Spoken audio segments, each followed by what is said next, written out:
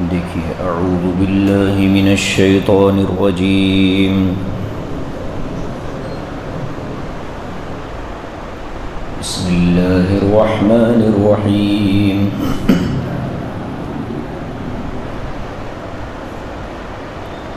لا جناح علیکم ان طلقتم النساء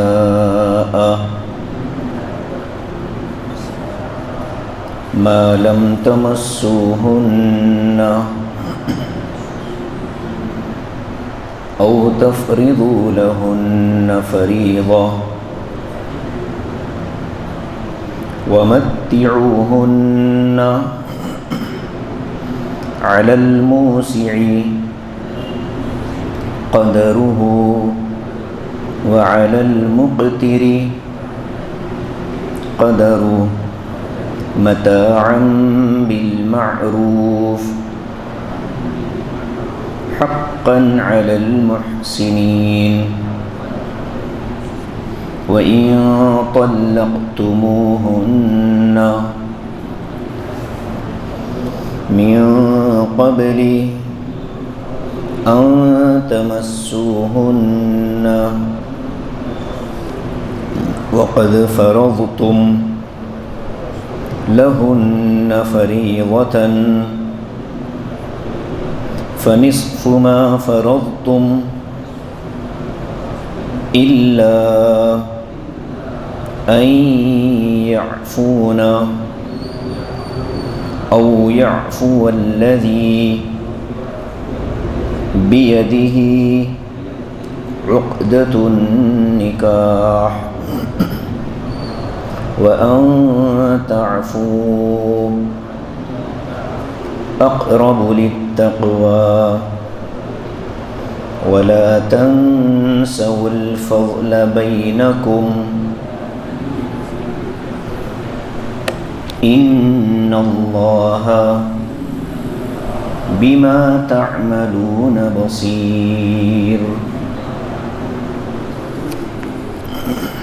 صدق اللہ العظیم لا جناح علیکم ان طلقتم النساء تم پر کوئی مہر نہیں ہوگا اگر تم نے عورتوں کو طلاق دے دی ہو ما لم تمسوهن ایسی عورتوں کو جن کو تم نے چھوا تک نہیں نکاح کے بعد او تفرضوا لهن فریضہ یا یہ کہ تم نے ان کا مہر ہی متعین نہیں کیا ومتعوهن ہاں ان کو کچھ دے دو علی الموسع قدر مالدار پر اس کی حیثیت کے مطابق وعلی المقتر قدر اور غریب پر اس کی حیثیت کے مطابق متاعا بالمعروف یہ دینا اچھے معروف طریقے سے ہو قاعدے کے مطابق ہو حقا علی المحسنین اور یہ دینا نیک لوگوں پر ضروری ہے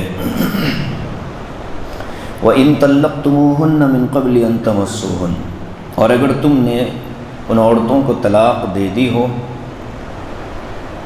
من قبل ان تمسوهن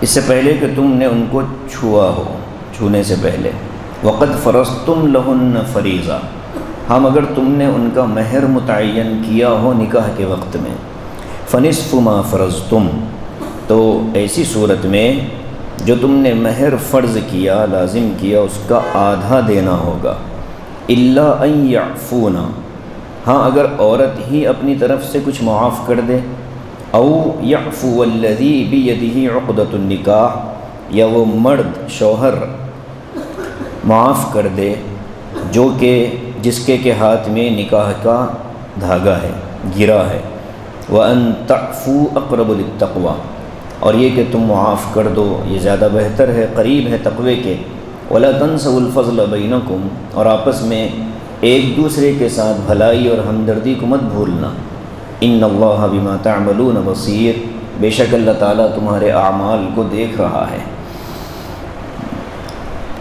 گزشتہ آیتوں میں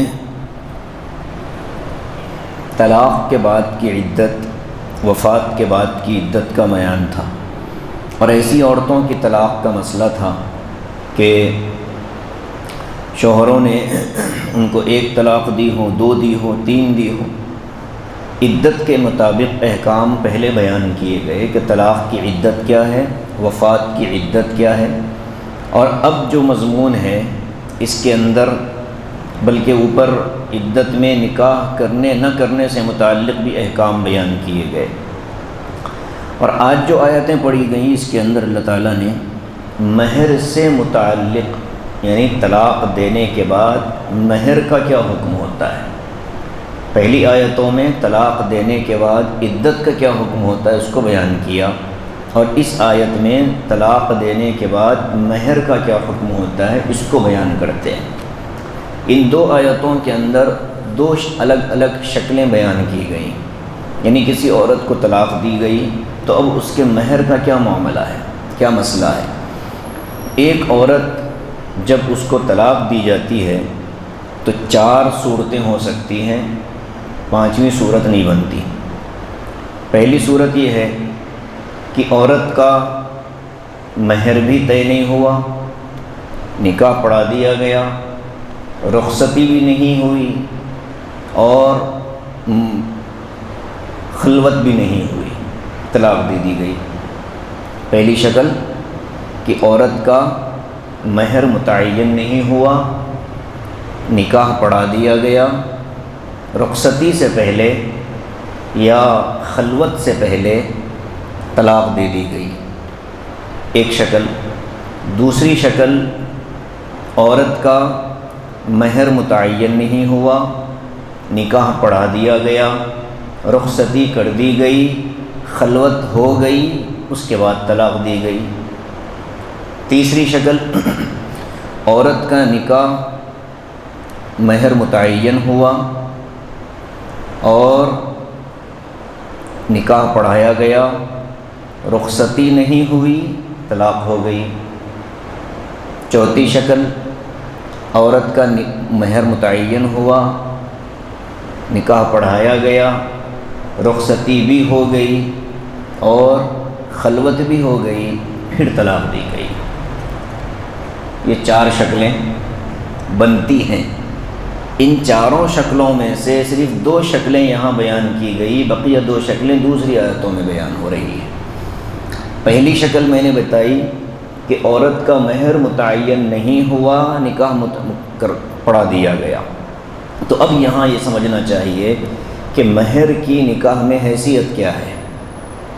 مہر نکاح کا رکن نہیں ہے، یعنی اس کے بغیر نکاح نہیں ہوگا ایسی بات نہیں ہے۔ نکاح کا رکن کیا ہے؟ ایجاب و قبول ہو اور گواہوں کا ہونا ہو، یہ 2 چیزیں ہیں نکاح کے لیے، یعنی 2 مسلمان مرد عاقل بالغ نیک دیندار گواہ ہوں اور ایجاب اور قبول کے الفاظ صحیح معنی میں ادا کر دیے جائیں، لڑکے کی طرف سے ایجاب ہو کہ لڑکی کی طرف سے ایجاب ہو، الفاظ بہت صاف ادا ہوں۔ نکاح قائم ہوتا ہے الفاظ کی بنیاد پر، اس لیے الفاظ کا استعمال بہت اہتمام سے کیا جاتا ہے۔ میں نکاح کر رہا ہوں، اس سے نکاح نہیں ہوتا۔ میں نکاح کروں گا، اس سے نکاح نہیں ہوتا۔ میں نکاح کرتا ہوں، اس سے بھی نکاح نہیں ہوتا۔ میں نے نکاح کر لیا، اس سے نکاح ہوتا ہے۔ یعنی الفاظ کا چناؤ بھی شریعت نے بتلایا ہے کہ نکاح کے لیے کون سے الفاظ استعمال کیے جانے چاہیے۔ اس لیے یہاں قاری نکاح جو ہوتے ہیں، قاری نکاح وہ الفاظ دہراتے ہیں لڑکی کی زبان سے یا لڑکی والوں کی طرف سے کہ میں نے اپنی لڑکی کا نکاح آپ کے ساتھ اتنے مہر پر کر دیا، کیا آپ نے قبول کیا؟ وہ کہتا ہے ہاں میں نے قبول کیا۔ تو یہ جو پاسٹ ٹینس استعمال ہوتا ہے یہ لازم ہے، ضروری ہے، اس کے بغیر نکاح نہیں ہو سکتا۔ اب جیسے کوئی کسی سے کہے کہ میں نے آپ سے نکاح کر لیا، کیا آپ نے قبول کیا؟ اس نے کہہ دیا ہاں میں نے قبول کیا، نکاح ہو گیا۔ تو نکاح میں 2 چیزیں رکن کا درجہ رکھتی ہیں، ایک تو وہ الفاظ جس کو ایجاب اور قبول کہا جاتا ہے، اور دوسرے گواہوں کا ہونا۔ ان میں سے ایک بھی اگر نہیں پایا گیا تو نکاح نہیں ہو سکتا۔ اب اس کے علاوہ مہر یہ واجب ہے، یعنی ضروری ہے، لیکن شرط نہیں ہے نکاح کی۔ رکن نہیں ہے نکاح کا۔ جیسے نماز پڑھنے کے لیے وضو کا ہونا شرط ہے، بغیر وضو کے نماز نہیں ہو سکتی۔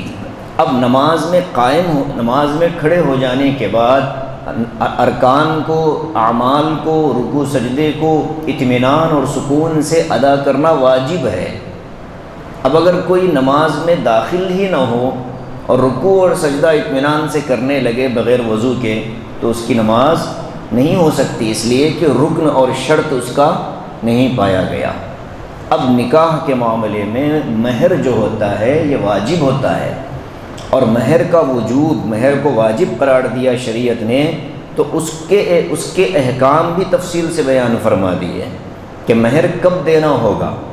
اولاً اور بہترین طریقہ یہی ہے کہ مہر نقد دے دیا جائے، نکاح کے موقع ہی پر لڑکی کو مہر دے دیا جائے۔ یہ لڑکے کے لیے عزت کی بات ہے، خودداری کی بات ہے، حیا کی بات ہے، اور عزت نفس کی بات ہے کہ میں نے تم سے مہر طے بھی کیا ہے اور مہر میں نے ادا بھی کر دیا۔ یہ ہے اصل اسلامی حکم کہ مہر کو نقد دے دینا چاہیے۔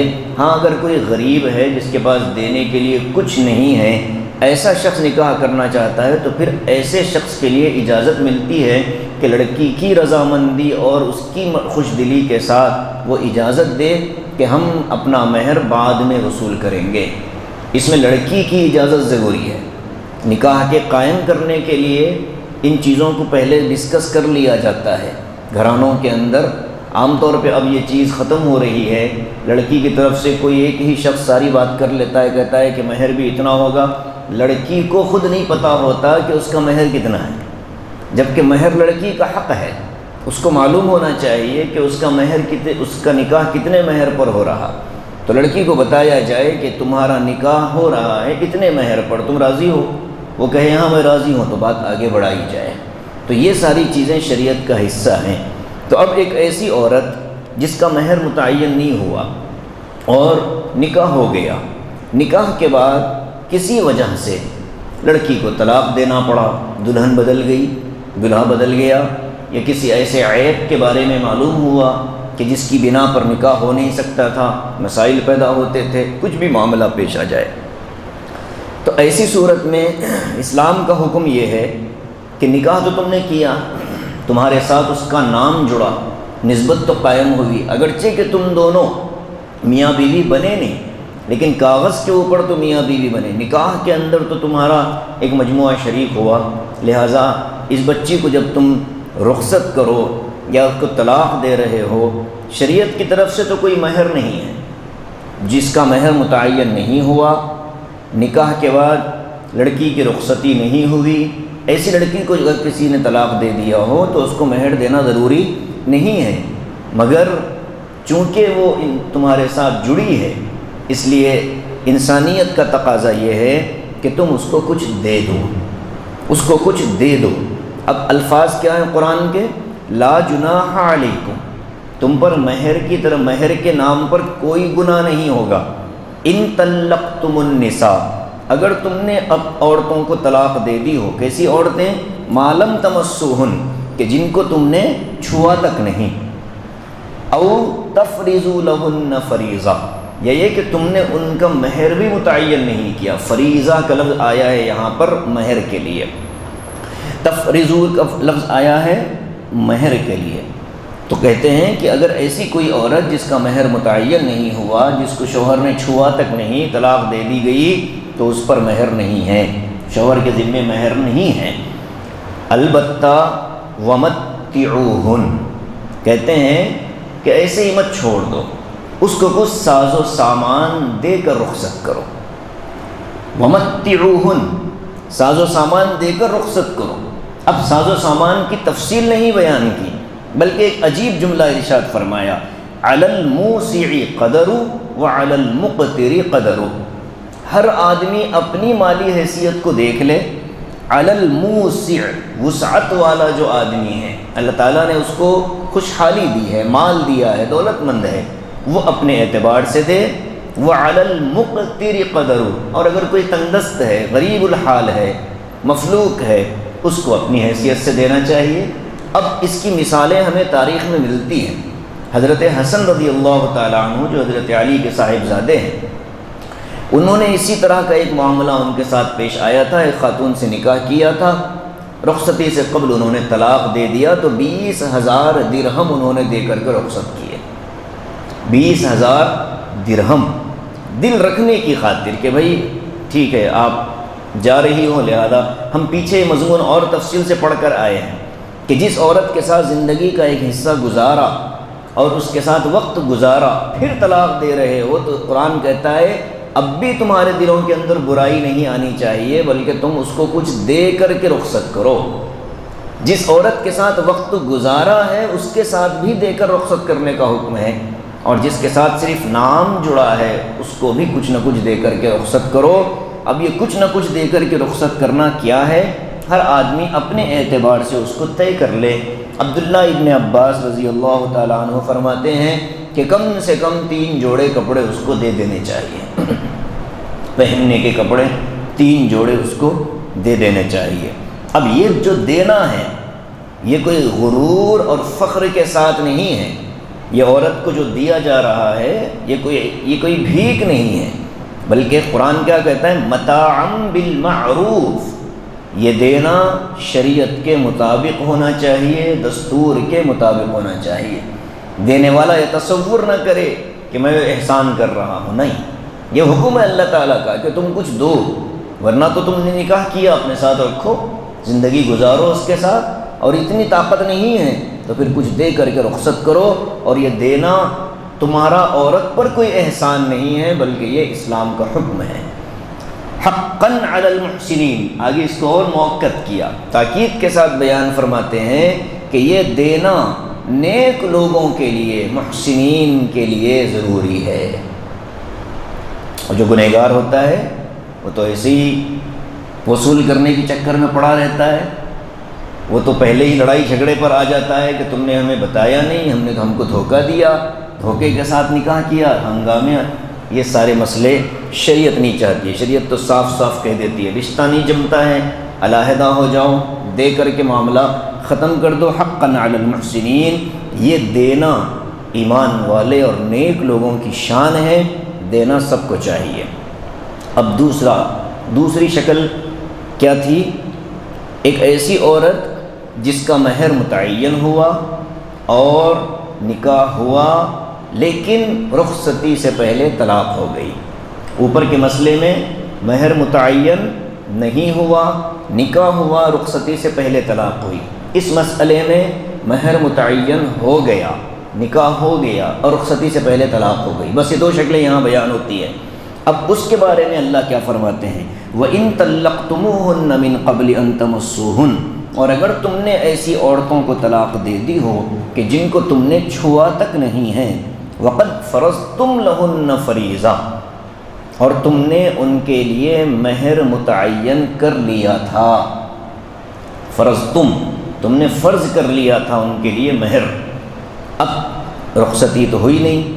اصل جو مہر کا مسئلہ ہے شریعت میں، جو اس کی حکمت ہے وہ کیا ہے، عورت ایک اجنبی مرد کو نکاح کے مقدس الفاظ کی ادائیگی کے بعد اپنے اوپر قابو دے دیتی ہے، وہ اس کی بن جاتی ہے، مرد اس سے لطف اندوز ہوتا ہے، تو شریعت نے ضابطہ بتایا کہ دیکھو اس سے استمتاع، فائدہ اٹھانے سے پہلے اس کو کچھ دو تاکہ اس کی دل جوئی ہو جائے۔ اب یہ کتنا ہو، اس کے لیے کم سے کم مقدار بتائی گئی ہے کہ 10 درہم ہونے چاہیے، 10 درہم کم سے کم مقدار، زیادہ کی کوئی قید نہیں ہے، آدمی اپنے اعتبار سے دے۔ اب یہ 10 درہم کیوں بتائی، اس کے لیے بھی حکمت ہے۔ ایک آدمی چوری کرنے پر مجبور ہو گیا یا اس نے چوری کی، تو اس میں 2 باتیں دیکھی جائیں گی۔ ہاتھ کاٹنے والا قاضی، اسلامی عدالت ہوگی، اسلامی قانون ہوگا، اسلامی خلیفہ ہوگا، قاضی شرع کے سامنے معاملہ پیش کیا جائے گا، تو قاضی صاحب 2 چیزیں دیکھیں گے۔ پہلی چیز یہ دیکھیں گے کہ وہ مال محفوظ جگہ تھا یا ایسے ہی بغیر کسی حفاظت کے کہیں چھوڑ دیا گیا تھا۔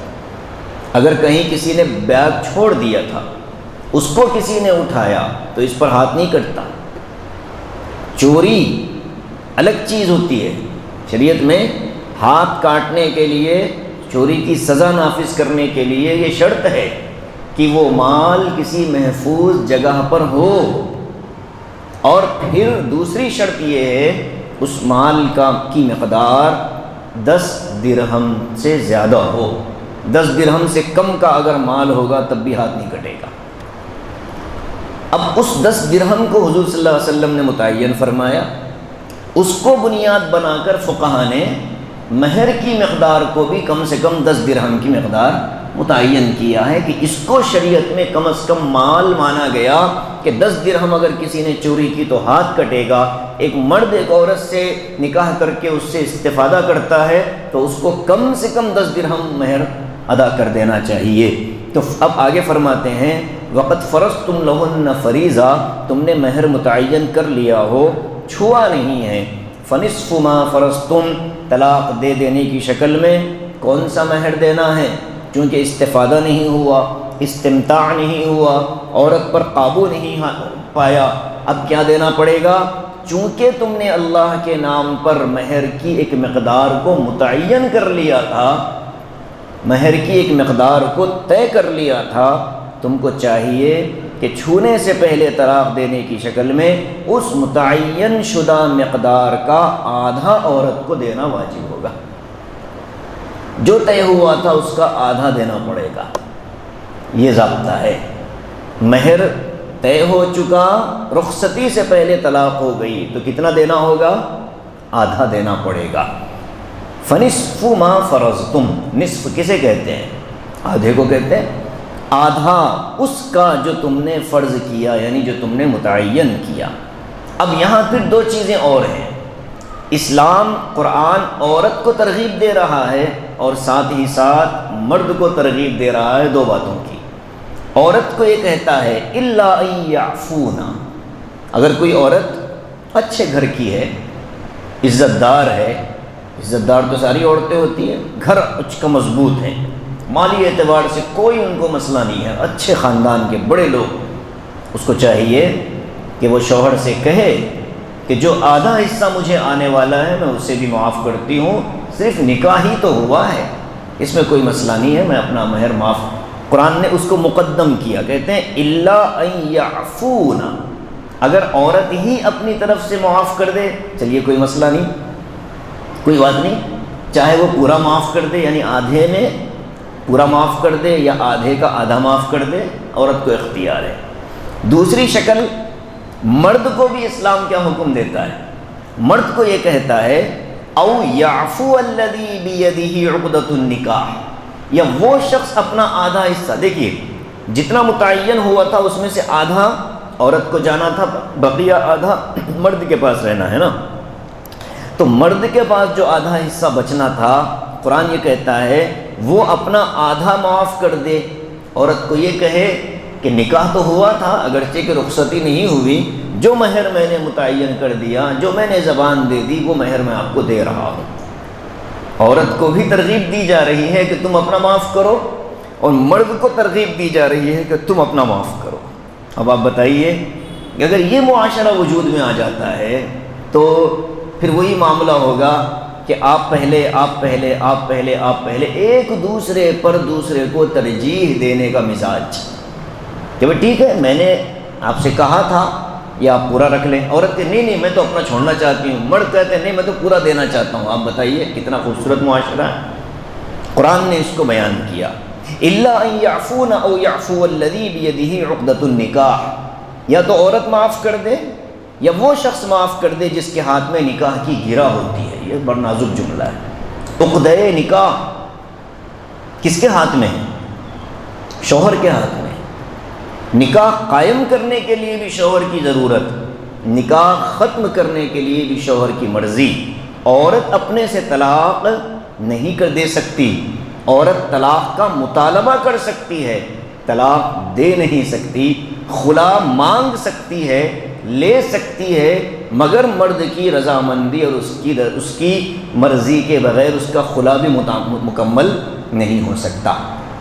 قرآن نے الفاظ کیا استعمال کی؟ بیدہ عقدۃ النکاح، وہ شخص جس کے ہاتھ میں نکاح کی ڈور ہے، نکاح کی ڈوری ہے وہ کس کے ہاتھ میں ہے؟ شوہر کے ہاتھ میں ہے۔ وہ جب تک تھامے رہے گا نکاح برقرار رہے گا، وہ جب چھوڑ دے گا تو نکاح ختم ہو جائے گا۔ یہاں سے ایک پیغام ملتا ہے مردوں کو کہ اللہ نے بہت بڑی ذمہ داری ڈالی ہے نکاح کرنے والوں پر، کہ تمہارے الفاظ ہی تمہاری زندگی کا فیصلہ کرنے والے ہیں۔ غصے میں، دباؤ میں، بہکاوے میں آ کر اگر الفاظ کا غلط استعمال تم کر دو تو نکاح ختم ہونے کے امکانات ہیں۔ عورت کے پاس یہ چیز نہیں ہے۔ عورت ہزار لڑائی جھگڑا کرے، ہزار گالم گلوچ کرے، اور عورت کہے کہ جاؤ میں تمہیں 1 کروڑ طلاق دیتی ہوں، ایک بھی نہیں پڑتی۔ اور مرد اگر ایک مرتبہ کہہ دے کہ جا میں نے تجھے طلاق دیا، صرف ایک بار، تو ختم ہو گیا نکاح۔ عورت کے 1 کروڑ طلاق بے حیثیت، اور مرد کا 1 طلاق نکاح ختم کر دیتا ہے۔ اس لیے مرد حضرات پر ذمہ داری زیادہ ڈالی ہے قرآن نے کہ تم کو سمجھنا چاہیے اپنی زندگیاں تمہارے الفاظ کی وجہ سے بگڑ جاتے ہیں۔ ہم ہمیشہ عورتوں کو الزام دیتے ہیں کہ عورتیں خراب ہیں، عورتیں خراب ہیں۔ ضروری نہیں ہے کہ عورت ہی خراب ہو۔ کتنی بچیاں اچھے گھرانوں میں تربیت لے کر کے جاتی ہیں، اعلیٰ خاندان کی ہوتی ہیں، بہترین تربیت ماں باپ بچپن سے ان کی کیے ہوتے ہیں، لیکن اتفاق سے شوہر نالائق نکل جاتا ہے، بیوقوف قسم کا ہوتا ہے۔ لڑکی دیندار ہوتی ہے، شوہر کے اندر دینی و مزاج نہیں ہوتا، معاملات بگڑ جاتے ہیں۔ پھر بھی لڑکی اپنے دل کو سمندر جتنا وسیع کر کے برداشت کر لیتی ہے۔ اب یہ عورت کا برداشت کرنا، مرد حضرات یہ سمجھتے ہیں کہ ہم بڑے طاقتور ہیں اور یہ عورت کمزور ہے۔ یہ عورت کی خوبی تھی، یہ اس کی بھلائی تھی، یہ اس کے اخلاق تھے کہ اس نے تجھ جیسے جاہل کو برداشت کیا، ورنہ تیرا کوئی کمال نہیں، اس کو اختیار تھا، وہ تجھے چھوڑ کر جا سکتی تھی، پھر بھی اس نے تیرے ساتھ زندگی گزاری۔ اس کا مطلب یہ ہے کہ اس کی تربیت اس کے ماں باپ نے بڑے اعلیٰ درجے پر کی ہے۔ ہمیشہ نہیں ہوتا، ہمیشہ عورت کی غلطی نہیں ہوتی۔ 20 مسائل کے اندر 18% اگر غلطی عورت کی ہے تو 2% مرد کی غلطی ضرور ہوتی ہے اس میں، لیکن چونکہ مرد ہوتا ہے، ہر آدمی اس کو ساتھ دینے کے لیے تیار ہو جاتا ہے، بچی ہی پس جاتی ہے، نام بھی بچی کا خراب ہوتا ہے، رشتہ بھی اسی کا خراب ہوتا ہے، ماں باپ بھی اس کے گھٹ گھٹ کر اندر مر جاتے ہیں۔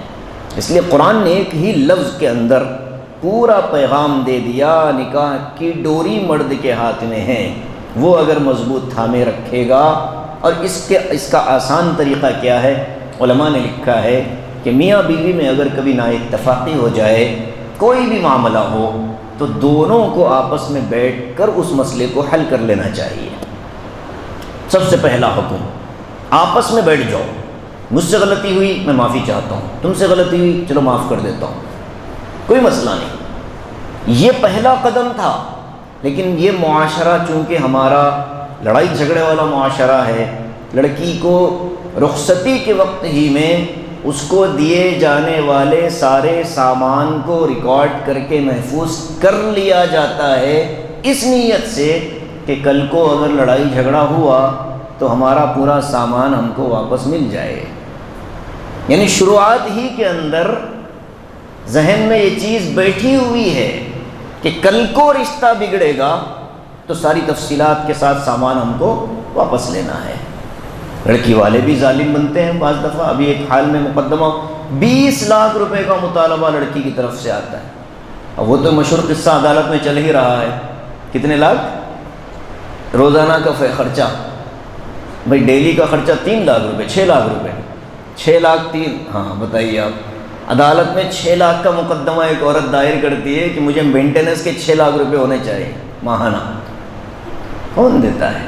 یہ ظلم لڑکی والوں کی طرف سے بھی ہوتا ہے، لیکن عام طور پر دینی معلومات جن کے پاس نہیں ہوتی اس طرح کے لوگ۔ اور دوسرا مسئلہ اس میں خرابی پیدا ہوتی ہے، یہ جاہل قسم کے فیصلہ کرنے والے جب رشتوں کے درمیان آ جاتے ہیں، جاہل قسم کے میں اس لیے کہہ رہا ہوں کہ ان کو خود نہیں پتہ کہ شریعت کا حکم کیا ہوتا ہے اس مسئلے میں۔ میاں بیوی کے نااتفاقیوں کے معاملے میں شریعت کا حکم کیا ان کو نہیں پتہ، اور آ جاتے ہیں بڑے بن کر کے، 2-4 ادھر سے 2-4 ادھر سے، چائے پانی ہو گئی، اور اس کے بعد بیٹھ کر طے ہوتا ہے کہ نہیں نہیں اتنے پیسے نہیں اتنے پیسے دو، اتنے نہیں اتنے پیسے دو، بولی لگائی جاتی ہے۔ یہ ساری جہالت مسلم معاشرے کا حصہ بن رہی ہے۔ اس لیے قرآن نے کن لوگوں سے فیصلہ کروانا چاہیے اس کو بھی متعین کیا۔ ہم 5ویں پارے میں پڑھیں گے کہ کن لوگوں کو ان معاملات میں فیصلہ کرنے کا اختیار ہے۔ فَبْعَثُوا حَكَمًا مِّنْ أَهْلِهِ وَحَكَمًا مِّنْ أَهْلِهَا، قرآن نے کہا ایسے 2 لوگوں کو طے کر کے بھیجو جو فیصلہ کرنے کی طاقت اور سکت رکھتے ہوں، یعنی ان کے پاس شریعت کا بھی علم ہو، قانون کا بھی علم ہو، تجربہ ہو، اور اللہ کا ڈر اور خوف ہو کہ ہمارے فیصلے کا ہم کو آخرت میں جواب دینا ہے۔ اگر ہم کمیشن کی بنیاد پر چند پیسوں کی خاطر بک کر کی زندگیوں سے کھیلیں گے تو اللہ تبارک و تعالیٰ پھر آخرت میں فرشتوں کو ہماری زندگیوں پر لگا دے گا۔ سندع الزبانیہ، قرآن نے کہا، اللہ کہتے ہیں کہ تم تمہارے بلاؤ میں ہمارے بلا لیتا ہوں۔ سندع الزبانیہ، زبانیہ فرشتے جہنم کی بہت خطرناک فورس ہے۔ یہاں بھی پولیس والے جب ایک مخصوص فورس تیار کر دیتے ہیں DTC کے نام پر، اور پھر ٹاسک فورس لے جا کر کے وہاں دھلا کر کے سارے نشے اتار کر نوجوانوں کو بھیجتے ہیں نا، تو ایسی ایک فورس جہنم کے اندر بھی ہے جس کو زبانیہ کہا گیا۔ کبھی دیکھیں سورہ علق کی تفسیر میں آپ نکال کر پڑھیں، بڑا مزہ آئے گا اس پر۔ اس میں اللہ تعالیٰ نے فرمایا سندع الزبانیہ، ہم بلائیں گے زبانیہ فرشتوں کو، پھر وہ دیکھیں گے تمہارا معاملہ کیا ہوگا۔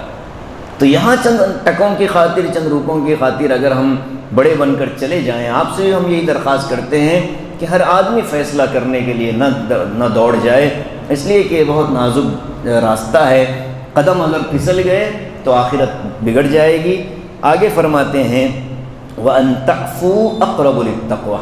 اب دیکھیے، پہلے عورت کو کہا کہ تم معاف کر دو تو بہتر ہے، مرد کو کہا تم معاف کر دو تو بہتر ہے، اب آگے کہتے ہیں دونوں معاف کر دو، یہ زیادہ تقوی کے قریب ہے۔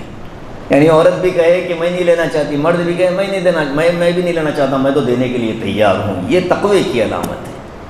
آگے کیا فرمایا وَلَا تَنْسَوُا الْفَضْلَ بَيْنَكُمْ، دیکھو ہمدردی کو مت بھولنا، یہ آیت بڑی نازک، ہمدردی کو مت بھولنا۔